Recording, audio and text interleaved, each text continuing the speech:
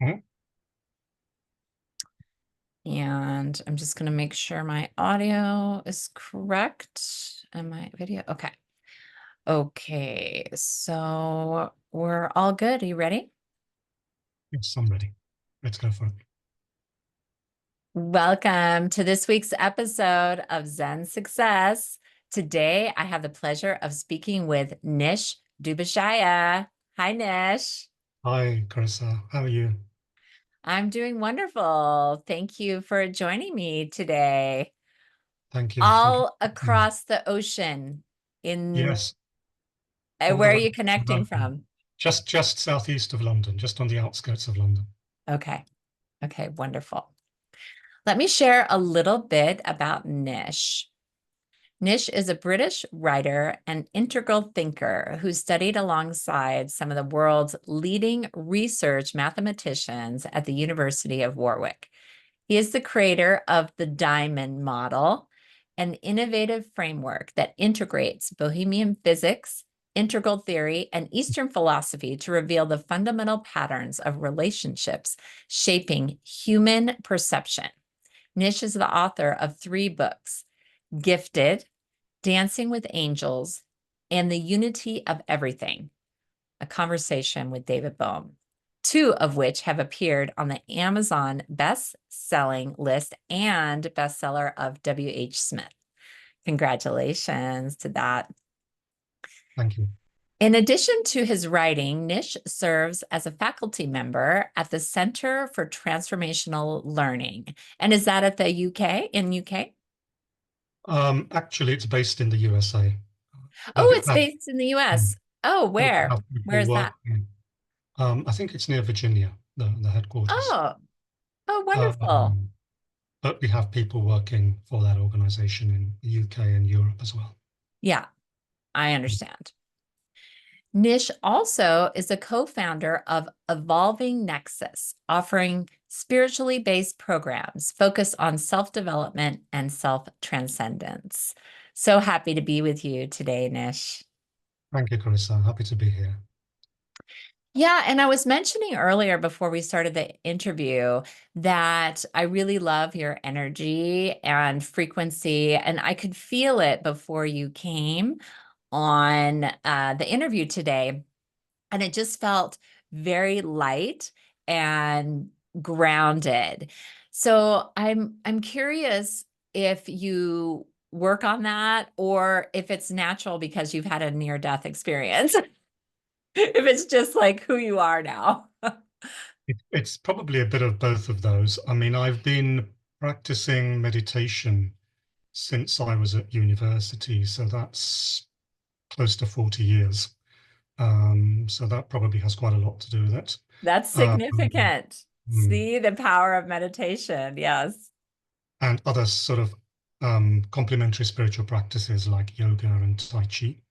But certainly some of the awakening type experiences I've had have, in a way, accelerated that process, I think, of calming, grounding presence.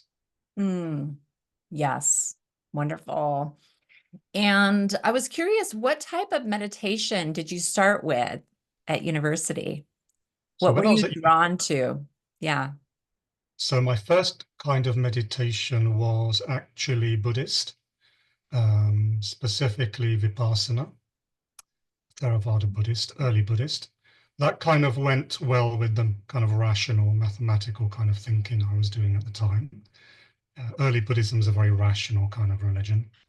And then later on, as I got older into my 20s and 30s, that expanded to more um, forms of meditation that also included the body as well, like Kundalini yoga and Kundalini meditation. Mm, Mm. yeah. Yeah, that's powerful. I also really like Vipassana meditation, and I've been to a 10-day meditation retreat and also the 1 days. So Mm. I'm not currently practicing it, But I do integrate it. I do spiritual healings and I do integrate that type of meditation, like guiding a person through feelings. For our audience, I would encourage you to look up this type of meditation, Vipassana. It's a beautiful type of meditation that starts with a feeling. So you start to feel the sensations breathing through your nose. And so I remember the first few days of the retreat. So have you been on a retreat? I have, yes. I've done a 10-day retreat as well. Hmm. And how did you feel? How was the retreat for you? It went through phases. I loved it in the beginning, the first 1 or 2 days when you're settling down and calming down. Then I went through a few days which were a little bit more challenging because when you're just meditating 6, 8 hours a day, a lot of your stuff starts coming up that we normally keep suppressed. So you start to feel your fears, your angers, your hurt, things we don't normally pay attention to. But then you work through that. And then the last 2 or 3 days again were very peaceful and blissful. Oh, that's Mm, wonderful. mm, Yeah, I found it quite challenging. I think I only maybe enjoyed like a few hours of the first day. I did enjoy the meals. They serve vegetarian mm, meals, and I thought that was nice. And then my senses started to amplify. It just every time someone was using a fork, it sounded like an earthquake. yeah. Hearing things. And then I started going through relationships and like thinking about all my relationships. And then I got into body pain. So I was feeling a lot of body pain about the third day. And then the fourth day, I started to transcend that and see visions and get downloads and I wrote a song based on Gandhi's Be That Change. It's Wonderful. like, yeah, it was so in the end, it's like getting through that hump, getting through those challenges just is so rewarding because we get to experience the gifts of peacefulness, connection, and knowing we can go there at any time. So it's Yeah. beautiful to Mm, share that with you, to talk about that. Because not a lot of people take the time to do that, the 10 days because of life, whatever it might be. yes. So, would you share some of your details about your early childhood? We'd love to get to know you and especially your time in India. India has a special place in my heart. I think I've been there in a past life. So, and Mm. just how it's shaped your worldview. Yeah, sure. So both of my parents are from India. They're from two slightly different. In India, we have, as you must know, we have like a caste system. Hmm. Uh, it's much less prevalent now, but in the 1960s, when my parents got married, it was more of a reality. So they came from very slightly different castes, which was quite radical at the time. They Um, were rebels. they were rebels, yes, because at that point, of course, most people had what we call arranged marriages in those days. They But still do. they still Yeah. do, yeah. And but my parents didn't. My parents actually were both in London and met in London and got married, even though they, according to the very strict orthodoxy, they were not supposed to. So right from early childhood, I kind of had that idea, okay, I'm allowed to question things. I don't Yes, that's beautiful. everybody else does, because my parents didn't do what everybody else does.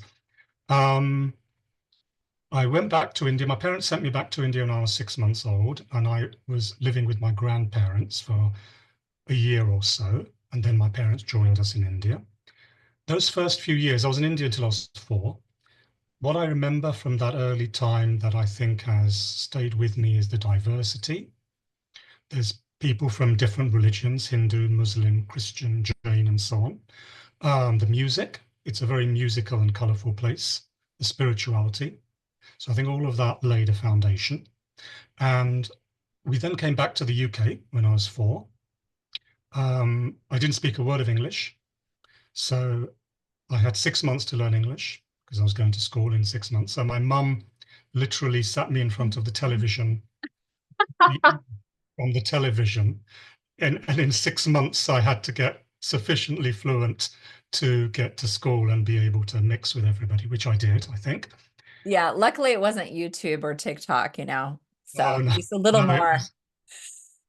it was very, very primitive TV by today's standards. Uh, I think it was from 4 o'clock to 6 o'clock. There were children's programs, cartoons and things, so we just Yes. watched them. So I went to school, started school when I was about 4.5. What I remember is I think I was the only non-English person there. I think pretty much what I remember.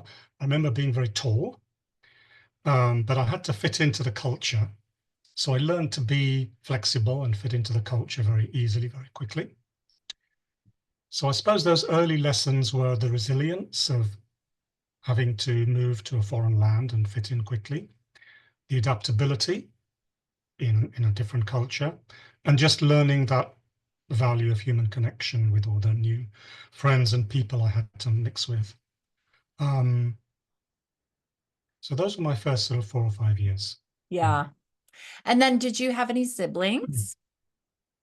I did, but later on. So what happened is when I was 6, and this is where the spiritual element starts to creep in.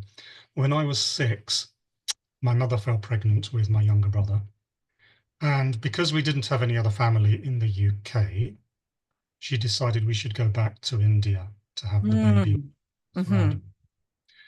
So me and my mother went back to the UK. My father had to work.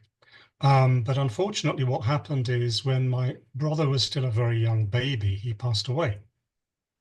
Um, And Later on, how we were found your feelings about your sibling, like having a brother? Were you excited? Were you scared? How was that anticipation? oh, it was very much, very much about excitement. Yes, Excitement, yeah. someone to play with, somebody to teach, somebody to boss Yeah. around. All Yeah. the things I was looking forward to. Yeah. So it turned out my mother had taken some kind of prescription medication, which they didn't realize was damaging to, potentially damaging to the Oh, fetus. It might have been thalidomide, I'm not quite sure. But that's okay. We don't want to get uh, into the details of that, but that's horrifying. I mean, to think you're taking something that helps you. yes, absolutely. So so he passed away when he was still a baby, and of course I realized something's not right. My mother's come home, there's no baby, everyone's in grief, Yeah. and it was the point that my grandfather took me to one side, and I said, "So where's my brother?" And my grandfather took me to one side and said, "Well, he's gone to be with God, and Oh, he'll come back," beautiful. which I think was probably the best way you could deal with it for a Yeah. six-year-old. Yeah. And he started buying me these comics. We're in India, and these comics were comics that were telling the stories from all of the ancient Hindu myths, the ancient spiritual stories from thousands of years ago. And I just became absorbed in these mythologies. And I think that's what set me up for a lifetime of spiritual exploration, those early stories. Yeah. Um, Something with you resonated with those absolutely. stories.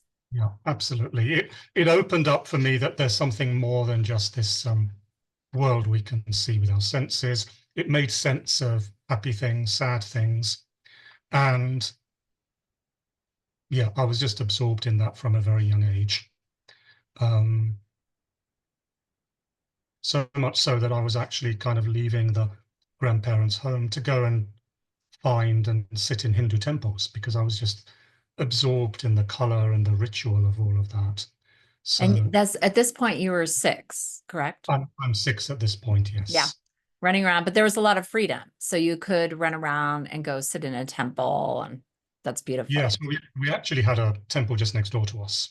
So it was relatively easy to just walk out in the lunch hour and go and sit there. Yeah. Oh, beautiful. So then what happened? When did you return to the UK? And how was that experience?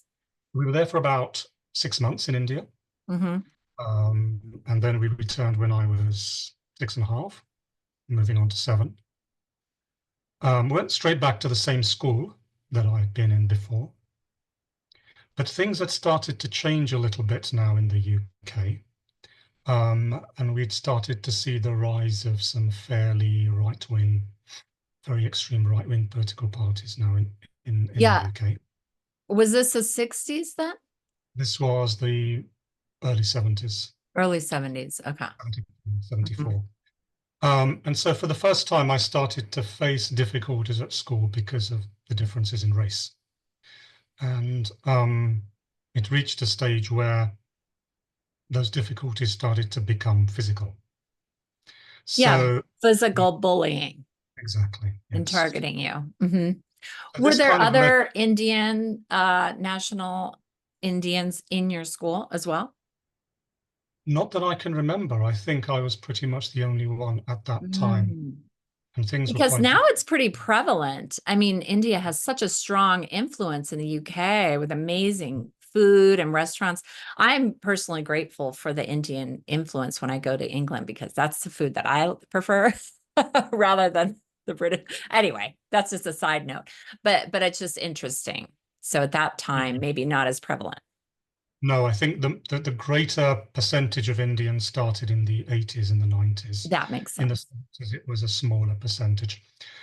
But that kind of opened the door to kind of the next stage of the spiritual path, if you like, because I started to watch this TV series on television called Kung Fu, starring Yeah, David Carradine, that's if you remember. amazing. I like that show. I loved it, and I really wanted to learn Kung Fu or karate, not only because I loved the show and the spiritual element of the show, but it would be practical as well for me, given what was happening at school, just to defend myself. So in a way, these two things came together, and I started to learn karate. And I think that's when I really started to discover myself as an individual, because I found in that karate class belonging, purpose, self-discipline, focus, single-mindedness, all these qualities that later on would help me so much. Mm. Um, and I would be able to use and transfer those qualities into other areas, such as my schoolwork, my other interests in other sports, and so on. And it enabled me to defend myself and get the respect of my classmates as well. Yeah. Um, Do you remember a situation where you were able to use your karate on the kids that were bullying you? I did unfortunately have to do that on a couple of occasions, totally in self-defense. Yeah. I Just know your heart is like, didn't want to, you could tell it's just like uncomfortable, but it's like that you have the skills to defend yourself and you actually needed to do that, something physical in order to get them to stop, I'm sure. exactly. So it was, even if it was literally just a question of blocking them Yeah. from, I mean, that's all it was. But I just needed to do that a couple of times, and word got round, and the bullying stopped. Hmm. Um, so that problem was resolved. But I'd also gained this fantastic new discipline that I could use in various Yeah. areas. And Yeah. that became main practice for the next few years. Yeah, that's amazing. And then, what about mathematics? What drew you into mathematics? I understand about the Hindu spirituality with your grandfather. What about the mathematics and what inspired you to go into this field, or were you just naturally gifted in this area? So while we were in India during those 6 months, when my brother passed away, and I was engaged in Hindu spirituality, my father, who was studying in the UK for a degree in maths, in addition to his work, started sending me these maths books to read. Oh, other kids would be like, Dad, stop Yeah, it. This is boring. yeah. I would have preferred chocolates or a packet of sweets or something, but no, I got maths books, algebra. So That's pretty sophisticated. it is, yeah. He was so enthusiastic about maths himself, he decided to send me stuff, set theory. Yeah. It's And funny, algebra. I really liked algebra. I had a hard time with it initially, but after a while, I when I got it, I was like, oh, this is fun. Yeah. Well, I after the initial shock of, oh my God, why is my dad sending me this? I actually opened the books and just loved it. So I'd spend, when I wasn't running away to temples, I would spend the rest of my time during that 6 months in India just working through these maths books and doing the puzzles and doing the arithmetic and the algebra. Um, and I found did have some natural talent for it, which again I developed more once I came back to the UK. So that was my rather crazy and twisted childhood. Hindu spirituality and maths Oh, were my is it? two, and they Yeah. laid the foundation for my life, really. Wow. Is it like, have you seen that movie or ads for that movie, A Beautiful Mind, where you can see all the problems coming Mm. together in a meaningful Now way? that's my one of my favorite movies, which I've seen times. Love that movie. And I did actually find some resonance with that movie Yeah. because and even today when I'm writing and doing my work, or when I created the diamond model and other models, I do find that the patterns just kind of appear in consciousness as if That's they're, so cool. it's like a download, like you mentioned earlier. Down, yeah. Yeah. And it feels spiritual. It feels spiritual for you, mathematics. Well, absolutely. And this is why the maths and the Hindu spirituality were actually quite complementary. They weren't very different. Both of them were about finding deeper patterns and deeper order in the world. The Hindu mythology would do it with stories and poetry and metaphor and color. The maths would do it with numbers and proofs and theorems. But they were both, what I found is maths and spirituality lead to the same place in the end, which is what is this deeper order all about? Yes. Um, And could you share a little bit about one of your books, Gifted, mm, and why you decided to write that book, the inspiration behind it? yeah, sure. So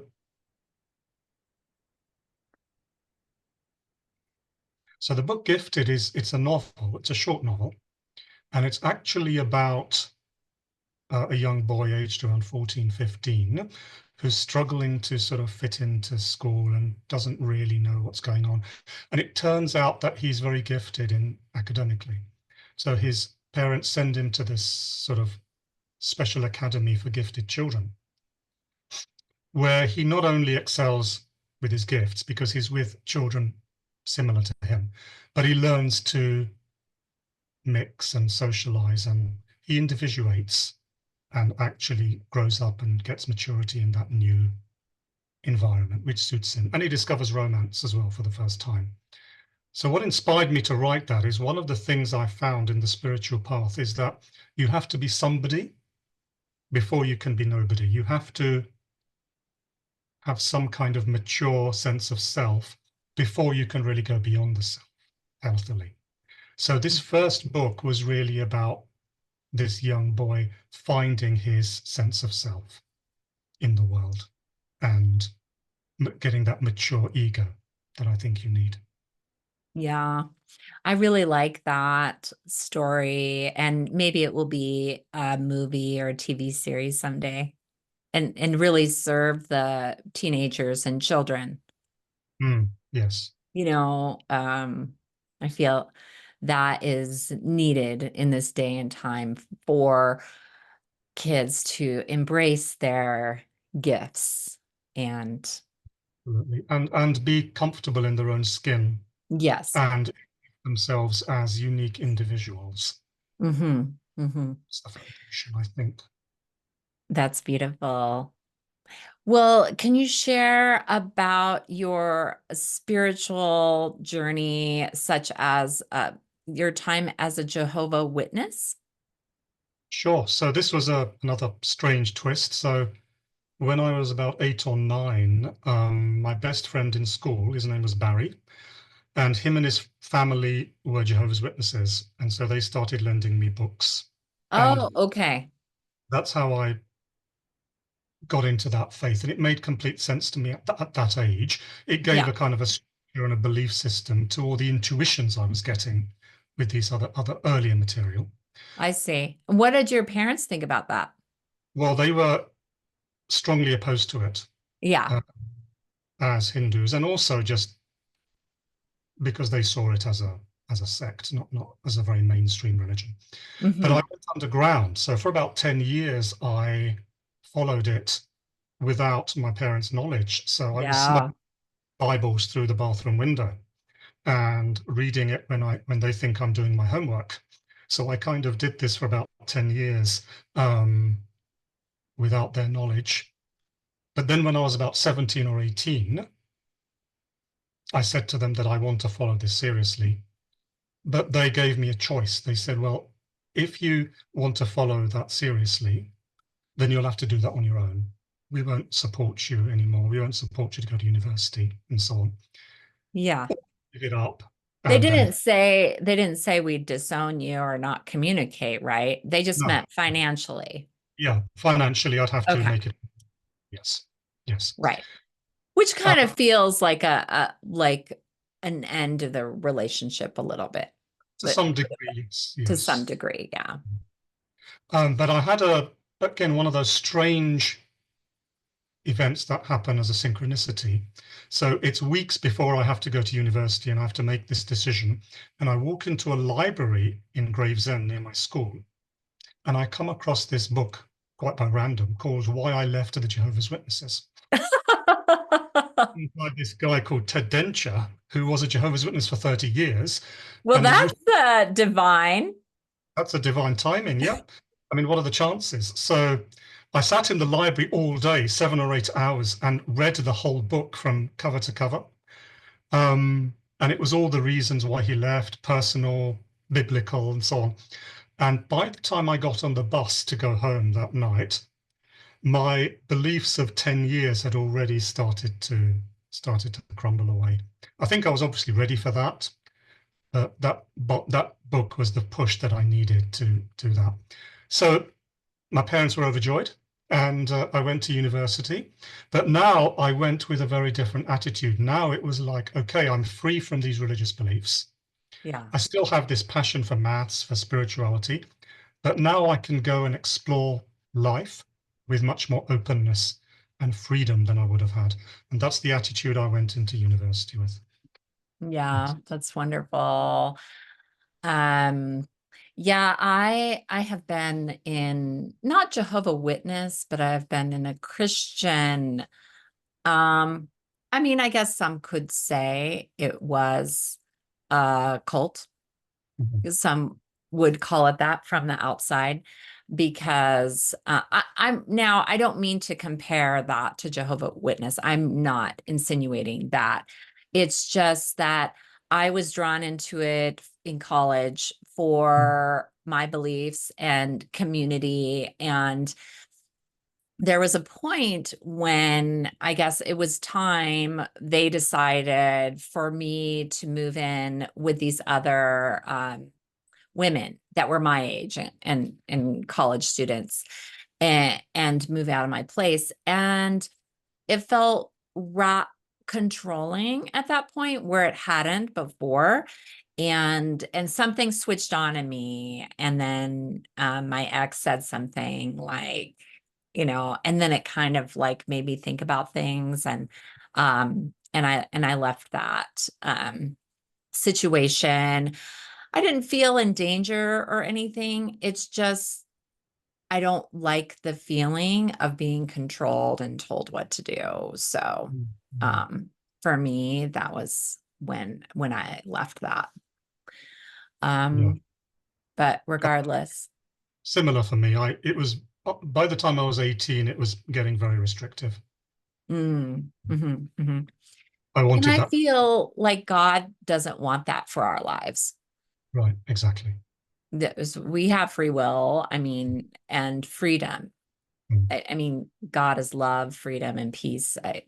So anything that's not that, I feel like, okay, that might be man-made or human created. mm. Uh, So what what about your near-death experience? Would you share about that? yeah, sure. So when I was in my 30s, I started to get some health issues. And these developed eventually into quite a serious condition called ulcerative colitis. Mm-hmm.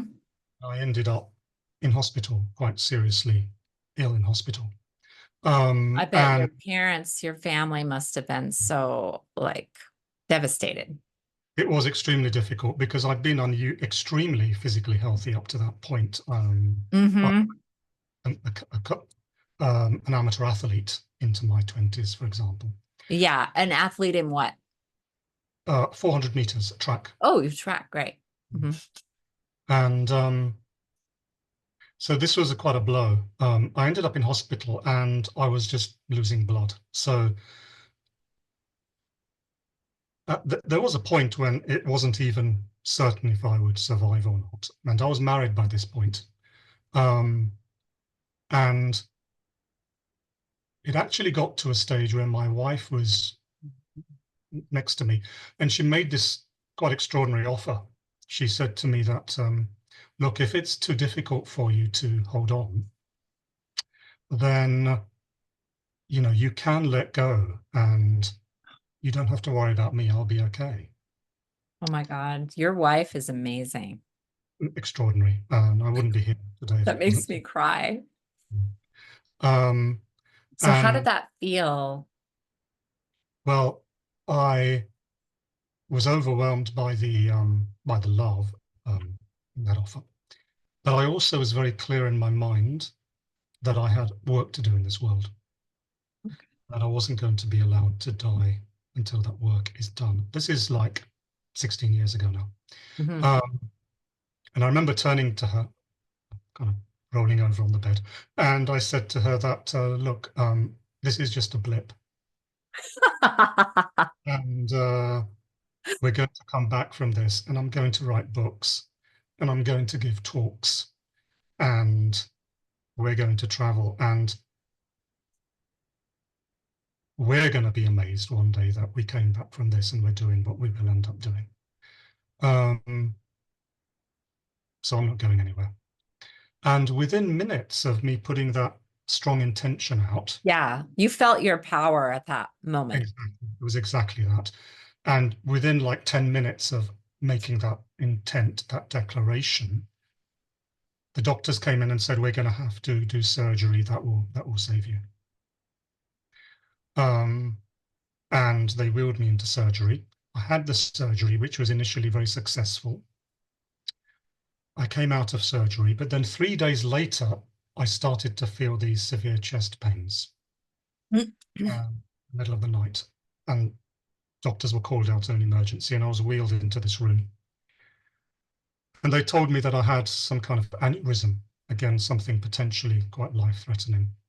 And then I'm not quite sure what happened, but I think they just kind of forgot about me and left me in that room, switched off the lights and left. So I'm left in this room with an aneurysm. I'm not sure what's going on. And that's the first time I really came face to face with that sense of mortality. Yeah. Um, and I felt there was nothing for me to do at this point but to surrender to the higher power, Okay. gone beyond what I could do as a human. So I just made some kind of gesture that, whoever you are, whatever you are, I just surrender my future completely to you. And I felt my consciousness starting to fade, and I saw what I can only describe as a stream of light coming from out of me like this and splitting into two halves. You One saw half, that? I saw that, yeah. So Oh my it's God. two halves. One half faded away into darkness. The other half got brighter and brighter. And the way I read that was that there's two options. There's two ways this could go. This is the end, and I'm going to fade away, or I'll come back from this and there's a bright future ahead. And I just surrendered that to God or the higher power. And I lost consciousness. I woke up a couple of days later back in the ward, and I started to get better. And it was during that period of starting to get better that my first book, Gifted, started to download. And I wrote that. And that was the beginning of what became a career as a writer and speaker. Mm.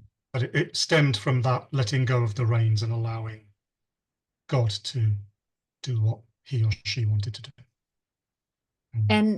And did you get, so you got gifted, and did you understand your life purpose even more and start following it? So that's maybe being an author and speaker.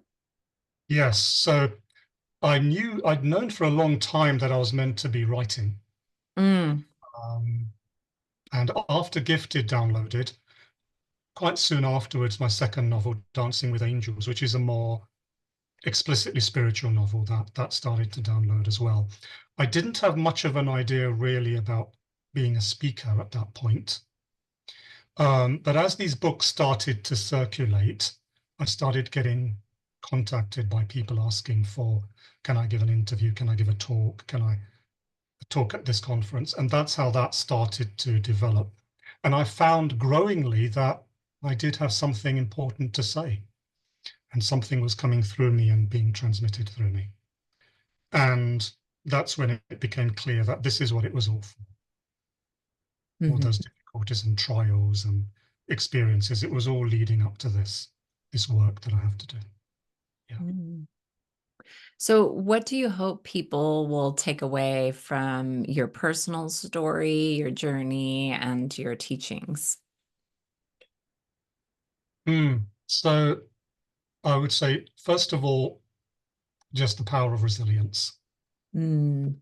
That, yes, there is grief in life, there are problems in life, there are illnesses in life. But instead of seeing things as problems, we see each so-called difficulty as an opportunity for growth and transformation that can make us stronger, move us into deeper territory. Secondly, I hope people can see that we need to integrate different aspects of what it is to be human. The magic from childhood, the myth from ancient times, the reason from modern times. They're all parts of us: intellect, intuition, spirit. If the world is going to survive and thrive, I think we need to become these multidimensional, integrated humans. That's the core of what I'm trying to say. And the universality of this quest for truth. Doesn't matter where you come from or what religion you follow or what your path is. We're all really going up the same mountain by different paths. So follow your path, find your path, but respect that everybody else is on their path. We're all moving towards that same ultimate goal. The willingness to question, to courageously explore things, to go beyond dogma, to think rationally, and then to go beyond reason, to be open to the more mystical aspects of life. The power of love, the power of connection, and that sacredness of every aspect of life, including adversity. Uh, Mm. but the most important core of what I'm trying to get across is that infinite potential that each of us has as human beings. We're all in the depths of our being, we intersect with the divine. And as we evolve, we bring that more and more to the fore. And that's, in my view, that's the purpose of human existence, to more and more show up as that divine being that we already are in our essence. So if I can get a fraction of that across, I'll be happy that I've done my work. Mm. Yes, wonderful. What is Zen success to you?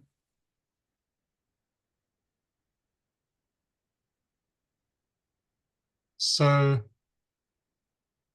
I would say Zen, the word Zen for me represents, apart from the tradition of Zen, it represents self-understanding, mindfulness, self-inquiry, focus, self-mastery. And the word success to me signifies whatever a person feels his purpose is in life. It doesn't have to be conventional success. It could be anything, whatever a person's true calling is in life, that what their soul and their heart are crying for. So Zen success for me would mean being able to apply those spiritual principles of mindfulness, heartfulness, soulfulness to fulfilling that calling in life that your soul has been crying for since you were born, even though it may take you decades to really hear that. So Wow. that would be my understanding of Zen success. Thank you for that. I love that. I just wanted to touch on one of your creations, the diamond model. Mm. So can you describe how you came up with this and what this model is for our audience? Yeah, so starting at university, I kind of became a little bit obsessed with wanting to find out what all these different religions and traditions have in common. So I studied that obsessively for several years. And when I was around 23, 24, I was meditating early one Sunday morning. I was still living with my parents at that point. And this green diamond just appeared in my consciousness while I was meditating.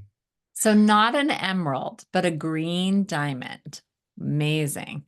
Yes, I think so. I think that's probably the best way to describe it. Yes. It was clearly diamond shaped and shining green. And it felt to me that this was something important. So I stopped meditating and I went to my desk and started to draw what I was seeing. And what emerged was what has come to be known as the diamond model. And the diamond model has a number of basic principles, which I can quickly go through. According to the diamond model, underneath this world of multiplicity, this world of separate things, there is an underlying wholeness, an underlying unity behind everything. So wholeness and multiplicity became, if you can visualize a diamond, the top part of the diamond and the bottom part of the diamond, one and many. Um, the second insight I got was that fragmentation, a brokenness, division in the world comes because we lose sight of that wholeness. And so healthy multiplicity, healthy parts become fragments, fragmentation. The third insight I got was that the first multiplicity, the first thing that emerges out of wholeness is this distinction that we make between subject and object, between ourselves and the rest of the world. So in this diamond, if you can visualize the diamond, we have wholeness at the top, multiplicity at the bottom, I have self on the left and the world on the right. So those are the four corners of the diamond. So we make that, in each moment, we're making that distinction between subject and object. And then that distinction proliferates to create all these other distinctions that we make. But ultimately, the diamond is a one. And that's my understanding of the term non-duality. It's just this one non-dual diamond. And what I found is that this structure, I found it showing up as the core in every religion and every tradition I could find. So it felt that I'd come across something really important. I had the privilege of discussing it with the physicist David Bohm, who was I'm sure you've come across David Bohm, a very famous physicist, Yeah, who had I worked know with his name, but I don't study his work or anything. So he'd worked with Einstein Yeah. and he'd developed his own theory of wholeness. So I discussed that with him. And then that discussion with David Bohm and some more writing on the diamond model became another book that I published about 25 years later. Um, and that was the main book that came to the attention of various people. So a lot of what I now teach and speak about, and even some of the courses that I'm designing with my colleague Marie, are centered around this diamond model to get people to understand it and then to get people to practice that so that they become, speaking poetically, they become like human diamonds so they can shine as diamonds in the world. Yeah. That's kind of become the core of my work, this Wonderful. crazy vision I had more than 30 years ago. Wonderful. Have you heard of the feng shui master, Marie Diamond? No, I haven't. No, Yeah. I'm intrigued. Because of her last name, right? Last name, You would really resonate with her. I yeah. think there's a lot of parallels. Of course, she's talking about something else. I mean, she's talking Mm, about feng shui and healing. mm, but since her last name is Diamond, she puts that on a lot of her materials, the diamond method and everything. So what's next for you? Is it creating courses with this new company, or? That's a major part of it, yes. So Marie and I, we've created a new company called Evolving Nexus, and we're going to be creating courses in self-development, becoming somebody and then becoming nobody. And also courses in studying the great traditions and applying those in the modern world. I'm also working on a book at the moment, which outlines the evolution of spirituality through human history. And as well as that, I hope to just carry on speaking, and hopefully there will be at least some people that will find some resonance with what I'm speaking. The ultimate goal is, if I can, the dream is, can this be put into some kind of really powerful medium, like you mentioned earlier, like a movie or a play or something like that, but to get across these notions of wholeness and multiplicity and subject and object fragmentation in a way that can really powerfully affect human consciousness. Because that's what I feel the purpose of my life is now. Mm, amazing. Well, it's been such a pleasure connecting with you and hearing part of your story. I know there's so much more. And I'll put your website. You can send me the best website if you'd like for you. And how to order your books in the show notes. So thanks for being on my show today, Nish. Well, thank you so much for having me, Charissa. It's been a pleasure and an honor. Thank you. Blessings.